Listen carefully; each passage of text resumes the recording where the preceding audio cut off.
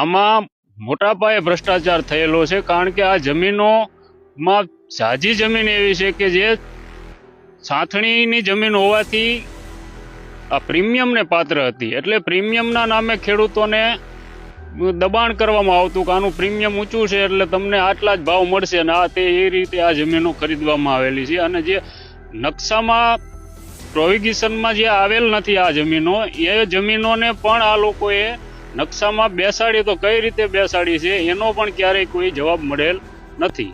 અને આમાં મોટા પાયે કૌભાંડ બધાએ હરી મરેલા છે, મોટા પાયે કૌભાંડ નીકળી રહ્યું છે. અમે કલેક્ટરને, ડેપ્યુટી કલેક્ટરને ખૂબ જ અરજી દીધી, કોઈ જવાબ મળેલો નથી.